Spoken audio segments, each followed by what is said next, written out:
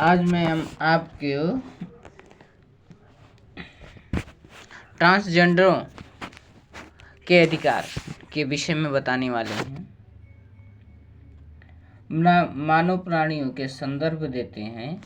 इसके अंतर्गत हिजड़े या उभयलिंगी के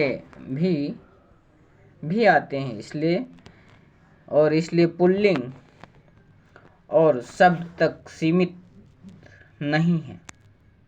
पुल्लिंग और स्त्रीलिंग के शब्द तक सीमित नहीं है। न्यायालय ने अनुगमित संप्रेक्षण किए हैं। हिजड़ों को द्विलिंगी होने के अतिरिक्त संविधान के भाग 3 तथा संसद और विधानमंडल या राज्य विधानमंडल द्वारा पारित विधि के अधीन उनके अधिकार सुरक्षित करने के लिए तृतीय लिंग माना गया है। इसको परालिंगी यानी ट्रांसजेंडर जो होते हैं व्यक्तियों को अपने अभिगमित या स्व अज्ञानित लिंग का विनिश्चय करने का अधिकार है। उसे अपने लिंग को बताने का अधिकार दिया गया है, उसे मान्य किया जाता है तथा केंद्र और राज्य को उनके लिंग अभिज्ञान जैसे कि पुरुष, महिला या तृतीय लिंग को मान्यता देने के लिए निर्देश दिया जाता है। तीसरा क्या है? इस केंद्र तथा राज्य सरकारों को निर्देश देते हैं कि उन्हें सामाजिक और शैक्षिक रूप से पिछड़े वर्ग की मान्यता देने के लिए कदम उठाए तथा शैक्षिक संस्थाओं और लोक नियुक्तियां यानी पब्लिक एम्प्लॉयज यानी पब्लिक अपॉइंटमेंट के मामलों में भी सब प्रकार के आरक्षण विस्तृत करें। ये न्यायालय को या सरकार को निर्देश देता है। न्यायालय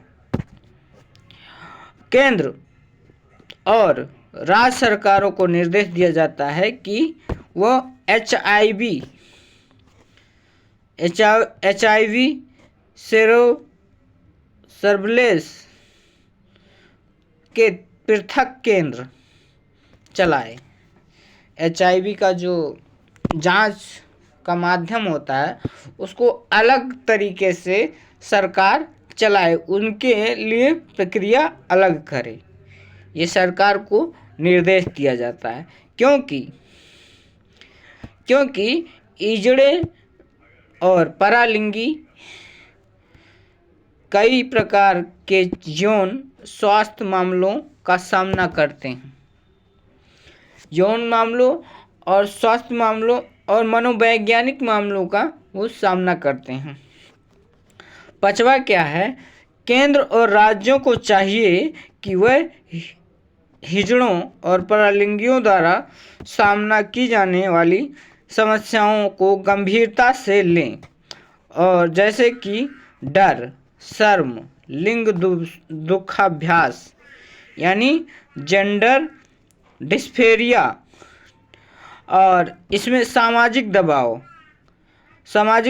तनाव, आत्महत्या की प्रवृत्तियां, सामाजिक कलंक इत्यादि, और किसी व्यक्ति के लिंग को घोषित करने के लिए SRS द्वारा जोर देना अनैतिक और अवैधानिक है। यानी ये कानून के अनुसार अवैध है और इसको अनैतिक माना जाता है अगर कोई व्यक्ति ये बताता है कि ये लिंग परीक्षण करता है, किसी व्यक्ति को बताता है तो या मारता है उसे, तो ये भी अनैतिक की दृष्टि में आएगा। जब तक उसमें एक्सेप्शन दिया गया है, आपको न्यायालय से जब तक न्यायालय आदेश न दे दे कि आप परीक्षण करवा सकते हैं, परीक्षण करवा के हटवा सकते हैं, तब तक आप इसको नहीं हटा सकते हैं, नहीं तो आप सजा के भागी बनेंगे।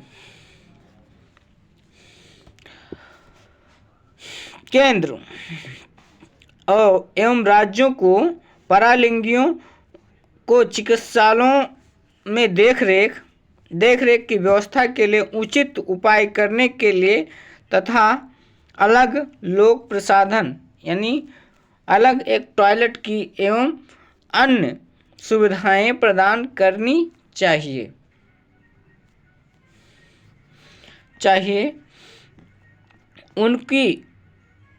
उनकी बेहतरी के लिए केंद्र और राज्य सरकारों को विभिन्न सामाजिक संस्थाओं को योजनाएं बनाने के लिए एक कदम उठाने चाहिए। केंद्र और राज्य सरकारों को लोक जागरूकता पैदा करने के लिए कदम उठाने चाहिए, जिससे कि परालिंगी यह महसूस कर सकें कि वह सभी सामाजिक जीवन के अविच्छिन्न अंश हैं और वे